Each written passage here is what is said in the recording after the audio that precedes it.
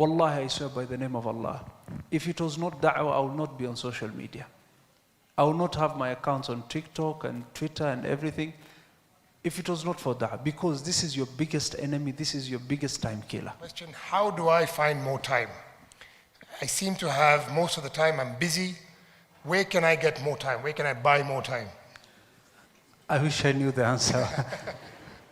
There are people that Allah has blessed them in their time.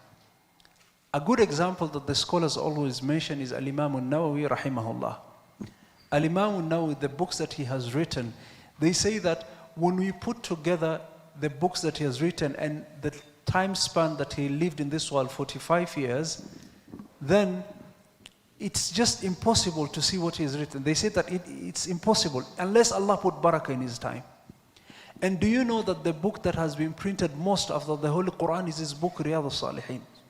And the first book of hadith that you're going to learn is Arba'in al-Nawawi, his book. Now Allah put barakah in his time. How do I get barakah in my time, and how do you get barakah in your time? First is a dua, number one. Number two, getting your priorities right. There are some things that you keep away from. Al-laghu wal-la'ib. There are some, just social media.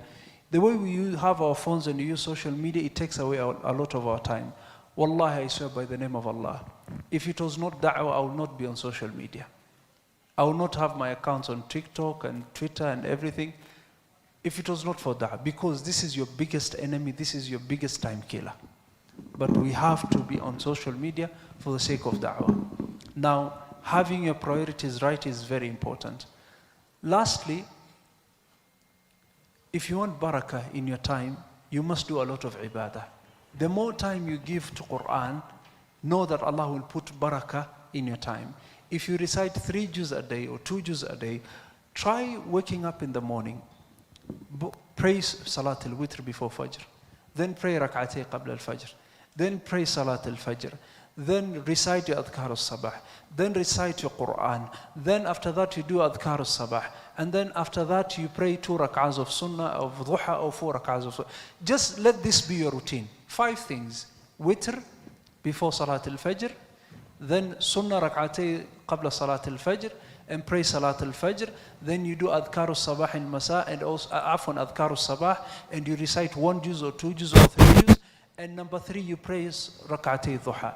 Wallahi, I swear by the name of Allah, if you do this at the early stage of your morning, then leave the rest of the day to Allah. Especially if you pray 4 rak'ahs of duha. In a narration, Rasul sallallahu alayhi wa sallam says, that was narrated by Imam al-Tirmidhi fi Jami'i, قال صلى الله عليه وسلم قال جل وعلا يا ابن آدم اركع لي 4 ركعات في أول النهار أكفيك آخرة. O son of Adam, do 4 rak'ahs for me at the beginning of your day, then the rest of your day leave it upon me. Allah is saying, I'm going to take care of you. Now 4 rak'ahs, the scholars have a difference of opinion. 2 rak'ahs before Fajr and 2 rak'ahs Fajr. The scholars said no. Some have said it's 2 rak'ahs of duha and 2 rak'ahs of duha. Either way, I will just tell you, pray the 2 rak'ahs qabla al-Fajr and 2 rak'ahs ma'al Fajr, and pray the 4 rak'ahs of duha.